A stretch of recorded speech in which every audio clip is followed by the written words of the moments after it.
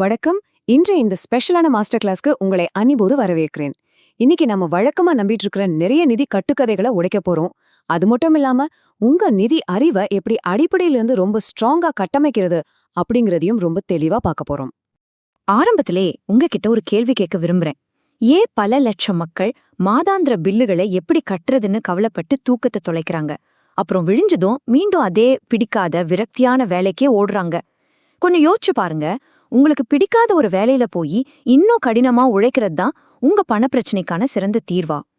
ஒரு ஆசிரியரா இந்த கேள்வியை நான் உங்க முன்னாடி வைக்கிறேன். நிதி சுதந்திரத்தை அடையறதுக்கான இன்றைய நம்ம ஒயிட் போர்ட் பாடத்திட்டம் இதுதான். முதல்ல எலிப்பொறியிலிருந்து தப்பிக்கிறது, 2வது சொத்துக்களுக்கும் பொறுப்புகளுக்கும் உள்ள வித்தியாசம், 3வது நிதி அறிவின் தூண்கள், அப்புறம் கடைசியா நம்ம மனத்தடைகளை எப்படி தாண்டறதுன்னு பார்க்க போறோம். பகுதி 1, எலிப்பொறியிலிருந்து தப்பித்தல். அதாவது அந்த பொறி எப்படி வேலை செய்யுதுன்னு பாப்போம். இந்த எலி பொறி இல்லனா ராட் ரேஸ் அப்படின்னு சொல்றோமே, அந்த வலைய கொஞ்சம் அலசி ஆராய்வோம். காலையில எழுந்திருக்கிறது, வேலைக்கு போறது, பில்களை கட்டுறது, இந்த சுழற்சி. ஒரு இரும்பு சக்கரத்துல ஒரு எலி எவ்வளவு வேகமா ஓடினாலும் ஒரே இடத்துல சுத்திட்டு இருக்குமே, சரியா அந்த மாதிரி தாங்க மக்கள் வாழ்க்கைய ஆட்டி படைக்கிற 2 முக்கியமான உணர்ச்சிகள் இருக்கு. ஒன்னு பயம், இன்னொன்னு பேராசை. பில்களை கட்ட முடியாம போயிடுமோங்கிற பயம் காலையில அவங்கள வேலைக்கு துரத்துது. சரி, சம்பள உயர்வு கிடைச்சதும் என்னாகுது? பேராசை அல்லது ஆசை அவங்கள இன்னும் அதிகமா செலவு செய்ய தூண்டுது.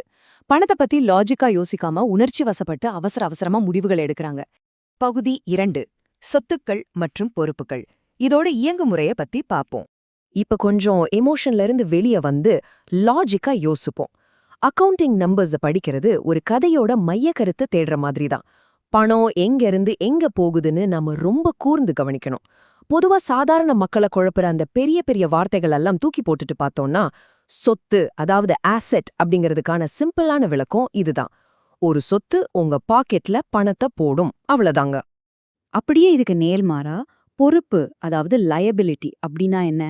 ஒரு பொறுப்பு உங்க பாக்கெட்ல இருந்து பணத்தை எடுக்கும். நடுத்தர வர்க்க மக்கள் ஏன் எப்பவுமே பண கஷ்டத்துல இருக்காங்க அப்படிங்கிறதுக்கான அந்த ஆஹா மூமெண்ட் இதுதான். பணக்காரங்களோட பணப்புழக்கம் எப்படி வேலை செய்யுதுன்னு கவனிச்சு பாருங்க. அவங்க சேர்த்து வச்சிருக்கிற சொத்துக்கள் அவங்களோட மொத்த செலவுகளையும் சமாளிக்கிற அளவுக்கு போதுமான வருமானத்தை உருவாக்கி தருது. அவங்க பாக்கெட்ல எப்பவும் பணம் வந்துகிட்டே இருக்கும். ஆனா நிறைய இளம் தம்பதிகள் அவங்களோட கனவு இல்லத்தை வாங்குறோம்னு சொல்லி எப்படி ஒரு பொறிக்குள்ள சிக்கிறாங்க தெரியுமா? அவங்க ஒரு பொறுப்பு அதாவது லயபிலிட்டிய சொத்துன்னு தப்பா நினைச்சுக்கிறாங்க. வீட்டு வரி, கிரெடிட் கார்டு பில், இஎம்ஐன்னு இது எல்லாமே அவங்க பாக்கெட்டை மொத்தமா காலி பண்ணிடுது.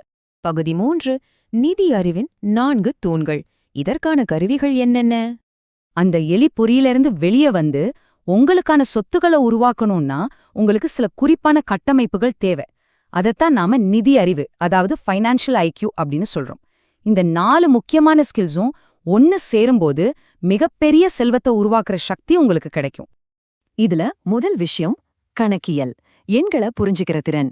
இது ஒரு பிசினஸோட பலத்தை சரியா கணிக்க உதவும் உங்க இடது மூளையோட வேலை. 2வது முதலீடு. இது உங்க பணத்தையே உங்களுக்கு வேலை செய்யற சின்ன சின்ன ஆட்களா மாத்திர உங்க வலது மூளையோட ரொம்ப கிரியேட்டிவான உத்தி. 3வது மார்க்கெட், அதாவது சந்தையை எப்படி இயங்குதுன்னு புரிஞ்சுக்கிறது. டிமாண்ட் மற்றும் சப்ளை பத்தின விஷயம் இது. 4வது சட்டம். ஒரு கம்பெனியோட சட்ட மற்றும் வரி பாதுகாப்புகளை பயன்படுத்துறது உங்க செல்வத்தை பாதுகாக்க ரொம்பவே அவசியம். இந்த மேலாண்மை முக்கோணம் நமக்கு என்ன சொல்லுதுன்னா, ஒரு நிறுவனமோ இல்ல பிசினஸோ உங்க பணப்புழக்கத்தை பாதுகாக்கவும் அதை வளர்க்கவும் இந்த 4 திறன்களையும் எப்படி ஒரு பலமான அரணாக பயன்படுத்துது அப்படிங்கிறது தான். இதுதான் ரொம்ப பிரபலமான கேஷ் ஃப்ளோ குவாட்ரண்ட். அதிகமா வரி கற்ற ஒரு சாதாரண ஊழியரா இருந்து உங்க பணம் உங்களுக்காகவே உழைக்கிற ஒரு முதலீட்டாளரா மாறுறதுக்கான முழுமையான மேப் இதுதான்.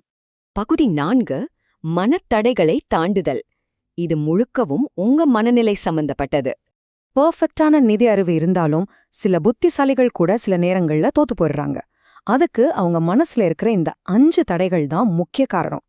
குறிப்பா சொல்லணும்னா, ஒரு பணக்காரருக்கும் ஏழைக்கும் உள்ள பெரிய வித்தியாசமே அவங்க தங்களோட பயத்தை எப்படி கையாள்றாங்க அப்படிங்கறதுல தான் இருக்கு.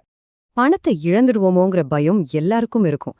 ஆனா சின்ன வயசுல சைக்கிள் ஓட்ட கத்துக்கும் போதும் முழங்கால்ல அடிபடுறது எவ்வளவு இயல்பானதோ அதே மாதிரிதான் ஃபினான்ஸ்ல சின்ன சின்ன தப்புகள் பண்றதும் அது வெற்றி பெற கத்துக்கிறதோட ஒரு இயல்பான பகுதிதான். எனக்கு இந்த மேற்கோள் ரொம்பவே பிடிக்கும். நம்ம மனசுக்குள்ள எப்பவும் ஒருவேளை தோத்துட்டோம்னா அப்படின்னு ஒரு சின்ன குரல் கேட்டுக்கிட்டே இருக்கும். அத தைரியமா எதிர்கொள்ளுங்க. மத்தவங்க பார்க்க தவற நிறைய சூப்பரான வாய்ப்புகளை ஒரு தெளிவான பகுப்பாய்வு உங்களுக்கு வெளிச்சம் போட்டு காட்டும். அதனால இப்ப நீங்க செய்ய வேண்டிய முக்கியமான விஷயம் என்னன்னா, சும்மா பயந்துகிட்டு உங்களுக்கு பிடிக்காத ஒரு வேலைக்கு ஓடுறத தயவு செஞ்சு நிறுத்துங்க.